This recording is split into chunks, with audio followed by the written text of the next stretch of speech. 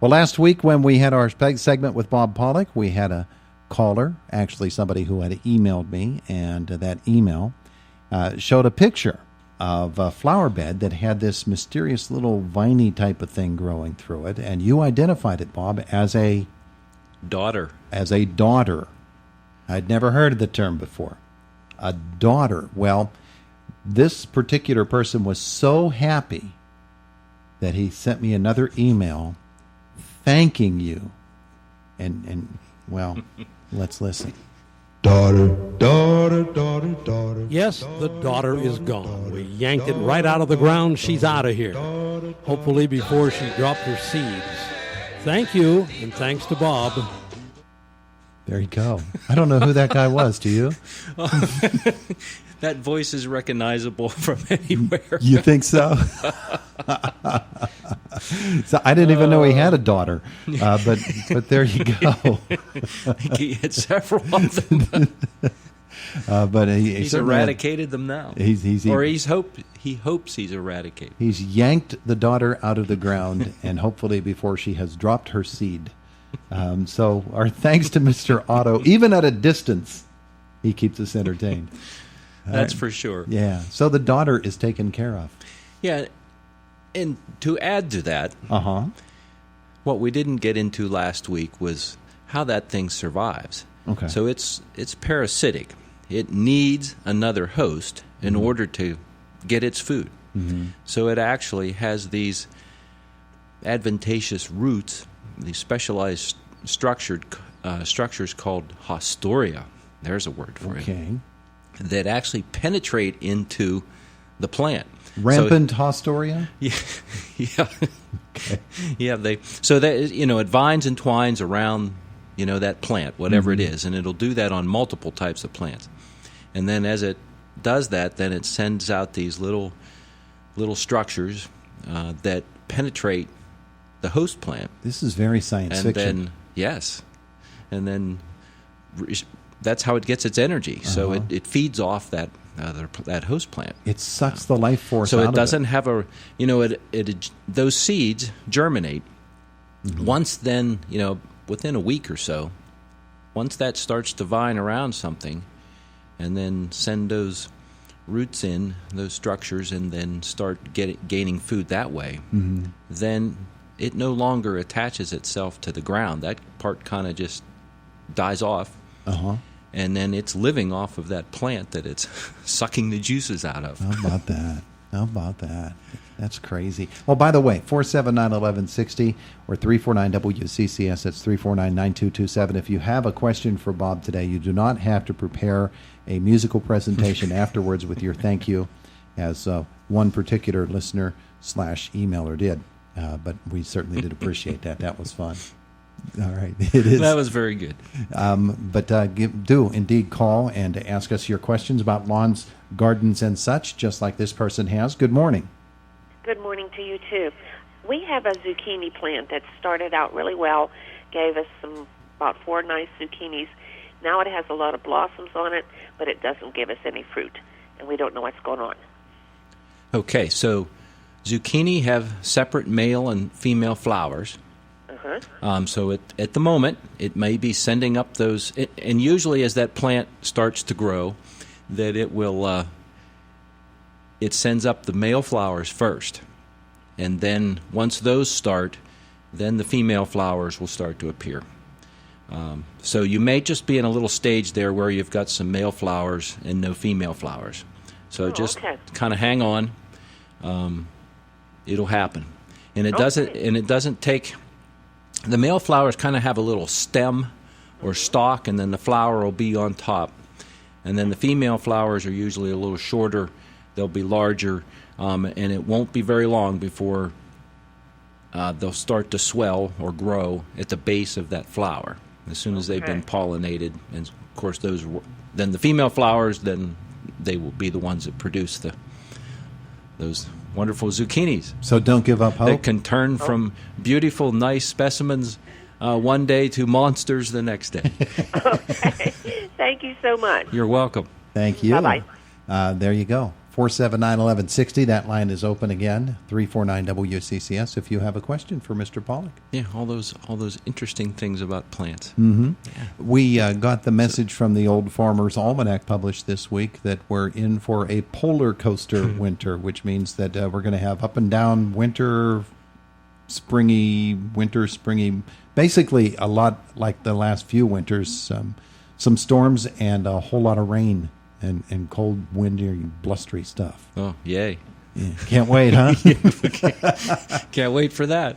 But that having been the case the last few years, so maybe we'll ask you a question about that if we have time. But right now we've got another caller. Good morning. Good morning. I have a question for Bob. A couple years ago I called in. He helped us with our hydrangeas.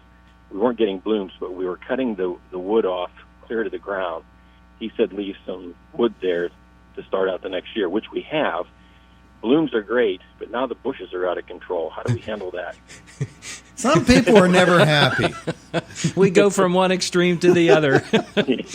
Although, now that you bring that up, this has probably been the best year that I've had since I ever started growing hydrangeas. Wow, interesting. Flower-wise. I agree. And I'm not sure what actually caused that to happen, but I just kind of stand back and say, wow.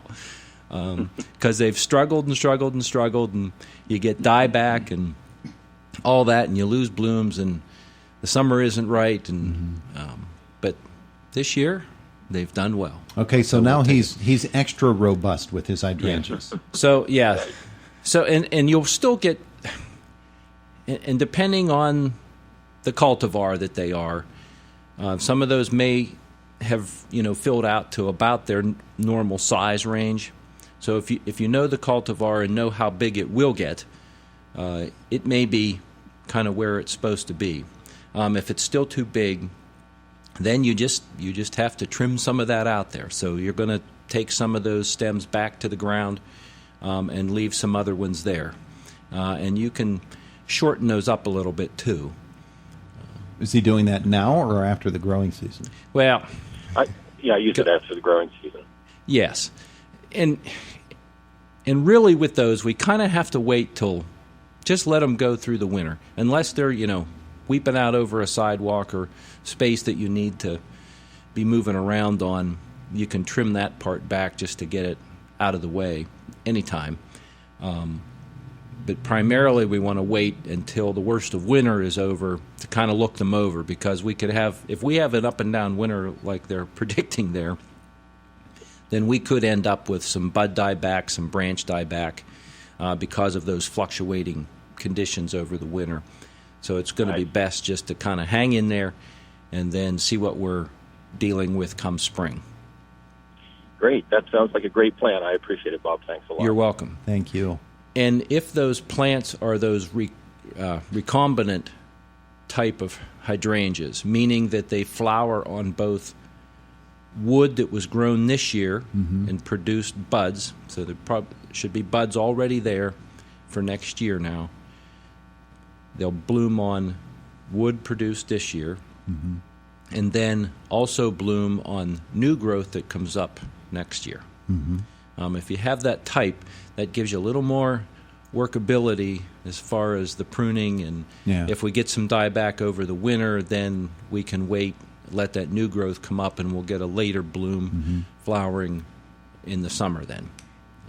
If we getting back to the polar coaster weather, if we get that type of winter that we had last year and pretty much had the year before, are we seeing the effects of it in the growing season now? And will that continue to be the pattern? Is this year's growing season that affected by last winter's type of weather? Yes, it definitely can be. Okay. So the stresses that plants, the conditions that plants are put under during the current growing season can definitely affect those, annual plants. They're going to die anyhow. But any perennial plants, whether it be perennial flowers, shrubs, trees, those stresses can affect it going forward into the next several growing seasons. Okay. So it just depends on how severe it is and the type of stressor it is. And then say you get stressed from too much wet feet, So the root system's affected this growing season. And that's definitely happened over the last 3 years. Mm-hmm. We've had that situation occur. So that already kind of sets the plant up. It's a little weaker. It's having to work harder to live and keep everything going, and growth and leaves and all that stuff, as well as setting itself up for the following year, because it's got to be producing buds now so that it has buds to open up next spring with leaves and or flowers. A couple of moments left. You have a late blight report there in front of you. Yeah, Did you so open that for a reason? Well, yeah, just because it is around. Found another definite incident of it this week. So it's around. And it also is in Cambria County, confirmed, several locations up in New York. So it's around the region. Mm-hmm. So just be on the alert and protect your plants as you see fit. And if you do get it, you pretty much going to be a situation of roguing them out. You're pretty well near the end of your garden season, aren't you? Yes, hopefully. You've been getting some bountiful harvest from the crop, and at this point it may be tailing off, and it won't matter if it comes at this point in the season. You beat the autumn rush. Yes. All right, very good. Thank you, sir. You're welcome. Thank you. Watch out for your daughters as well. Yeah, that's right.